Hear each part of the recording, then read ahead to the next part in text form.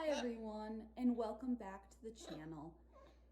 I have a bit of a longer one for you today, and that is just because we have a couple of different subjects we need to go over.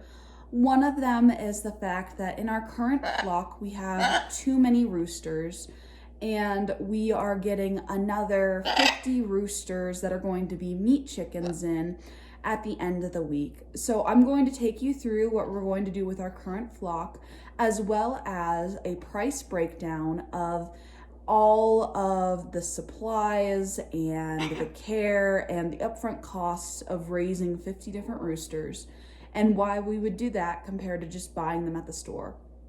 So go ahead, grab a snack, and like, comment, subscribe, and we'll get right into the video.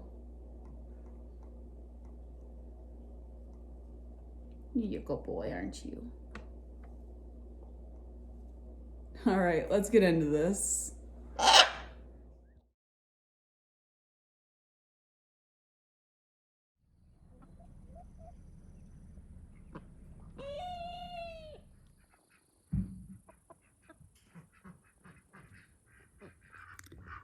So I came into the coop, right, to look for eggs, and I thought I'd check under it, right?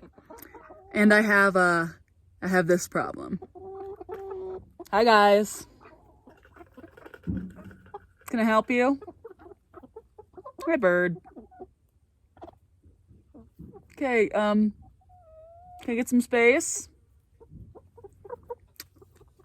Problems on the farm, right? So, we have too many roosters, and I love my chickens, but we only need 2 for our 15 hens. So, we're gonna get rid of 3 of them. Makes me kind of sad, to be honest. I love my chickens. So what?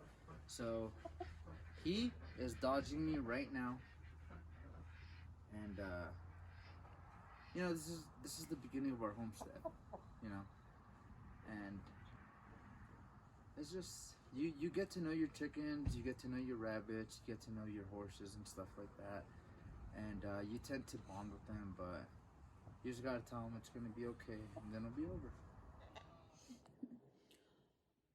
I'm not going to show you the butchering footage of us culling out our roosters, but I will say that we took 3 of our roosters and we did butcher them out. We plucked them and we put them into the freezer, except for one, which we kind of had with Danny's family.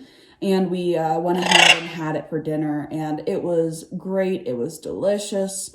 And it's kind of a hard thing to do, to take an animal that you've raised and do that. And we were in a bit of a mood for the rest of the day, but as Danny said, it is a part of being on the homestead and trying to be self-sufficient. So we went ahead and did that, and we will continue to do that. And our goal here is to make sure that our animals have the best life possible, and that when they are alive, they live as free and as healthy lives as they can. And when we do end up taking their lives, we do it in a way that is as painless as possible.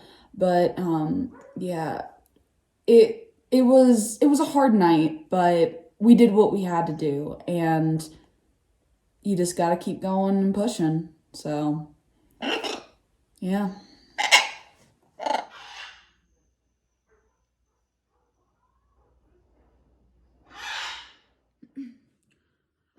In order to prepare for the chicks we had coming in, I had to kind of clean up the garage. As you could see, it kind of turned into a junk area where we just kind of threw everything. When you first move into a house, you have that one area where you just throw miscellaneous things.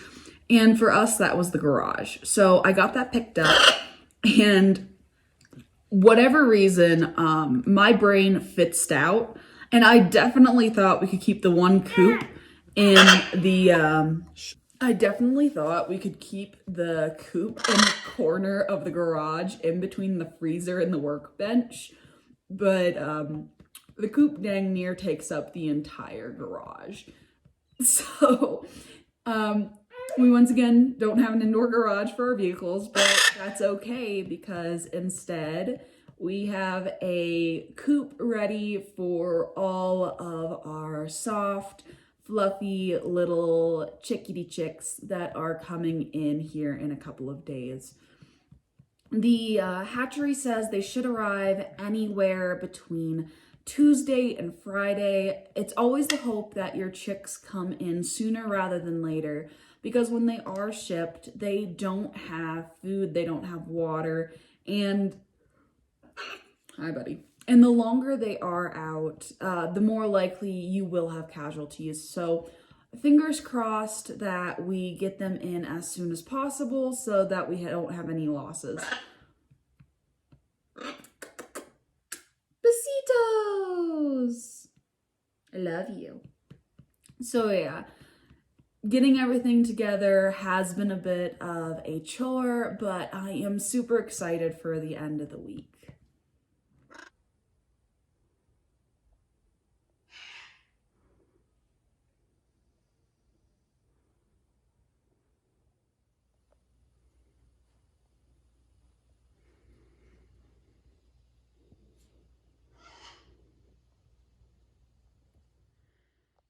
We got the coop set up in the garage, ready for our 50 fryer chicks to come in.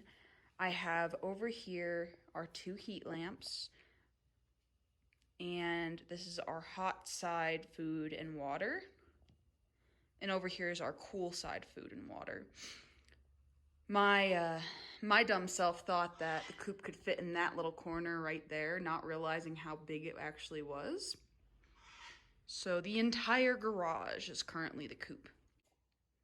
There's Kiwi, being her supervisory self and pushing boundaries. She knows she's not supposed to be in the coop. Yes, you know. But we gotta keep one tiny little paw in the coop. I do say she has her space over there where she can keep an eye on the chickens, but that's not good enough for her. She has to be right on the edge. Wee wee. I know, it's so hard. It's so hard being the guard puppy. The only thing I'm worried about is that gap right there. I have a little extra wire that I'm going to use just to kind of shut that a little better, just because chicks are smaller than your average chicken and they could definitely get through there, and I don't want chicks running around the garage and getting too cold and dying, so I'm going to see if I can make a fix for that. I couldn't find my pen, so I stole one of Sydney's broken crowns. It works just as well. We'll pretend I'm an adult and using a pen. So I broke down how much it would cost to raise all of these birds, right?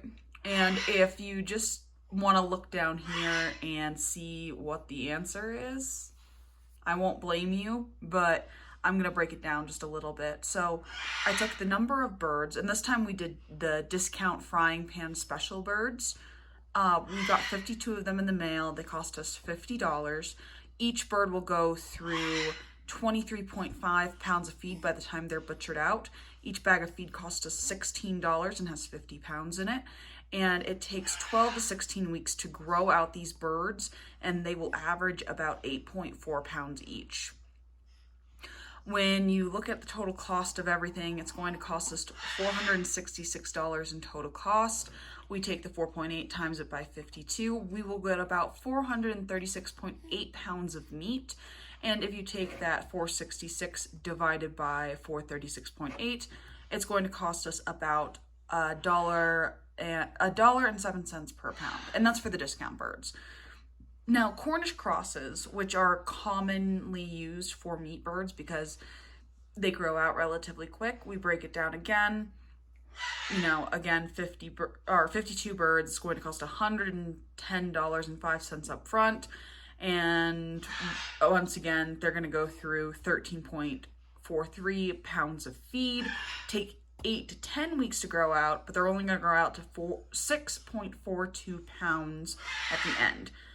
Do all of our math, ignore the wrong math, go to the right math. That's going to cost us about $1.05 per pound. All right, so looking at those two, we go right here, right? Currently my Walmart, not a specialty store, not a Whole Foods, just good old Walmart, right? For their chicken breast right now, they're charging $4.94 a pound for organic, and for non-organic, they are charging $3.12 a pound for chicken breast.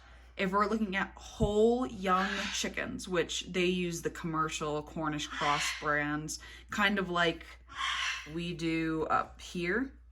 So same birds, but they're going to charge us $1.58 for organic and $1.16 for non-organic. If we're looking at the discount pan-fried bird special, we are going to save $224.14. My dyslexia is really bad with numbers. I apologize. And then the Cornish cross side, if we were to do Cornish cross, we're going to save $340.14. So that's kind of a breakdown for you for raising our chickens. I hear it now. Somebody's going to get into semantics with me and be like, well, you're not counting the cost of labor it's going to take to butcher these out. You're not counting the cost of water. Yes, I know. I'm not counting those things. I get it. But it's still, in my mind, better to trade the labor for the quality of knowing where our meat is coming from and also getting a fresher product. We did eat one of the roosters from the flock we currently have, and it was so juicy, so tender. The meat was delicious, and we know that these birds are getting a good life. So I say that's a fair trade. So semantics aside, we are really cutting costs here by putting birds from, our backyard into our freezer. So it is much preferred. And another point I do want to make is, in the future, will we do Cornish crosses? Yes, probably. But the frying pan special gives us an idea of trying a bunch of different breeds of birds to see what we like in the future to add to our flock of egg layers. So, for instance, we could get a multitude of breeds to include Buckeyes. We can get more Wyandottes. We could get some Laces. We could get, there were some New Jersey Giants on there. There's such a variety of heavy meat birds we could get that we currently don't have that we would like to try to see for temperament or whatever to breed into our flock for the future. So I'd say adding a little extra money to try a little bit of everything is worth it. So Operation Fluffy Butt has commenced. The post office has given us a call and our chicks are at the post office. So we are kind of in a rush to go get them because they've been on the road now for 2 days straight, no food, no water, and just little heating packs. So we need to get them as fast as possible to get them into the coop and taken care of. So let's go get them. Guess where we're going? We got more chickens. Yay! Are you not excited? I'm excited. I'm just hungry and sleepy. Yeah, Danny was asleep and I told him to sleep in. Then the post office called, so I gallivanted downstairs and said, never mind, let's go pick up the chickens. But right before that, the damn puppy came and tried to dig me out the blanket so I can get up. Yeah. Isn't this fun?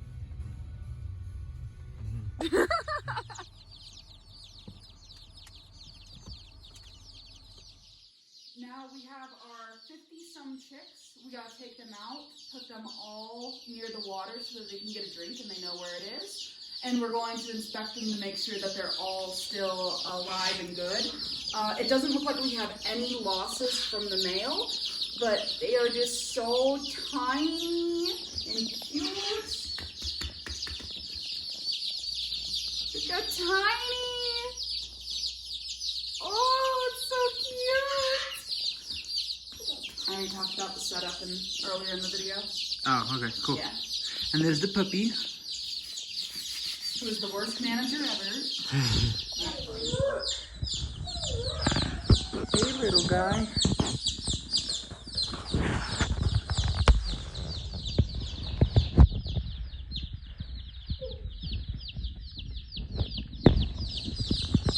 These are a lot more active than our first ones.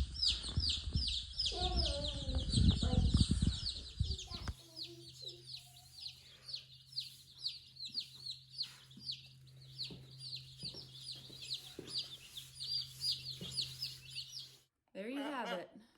We actually ended up getting 53 chicks in the mail. We kind of expected 51 or 52 because the hatchery always puts in an extra 1 or 2 to make up for any losses you have. And it's been a day or so since we have gotten those chicks and we haven't had any casualties. Everything's good to go. They're doing great.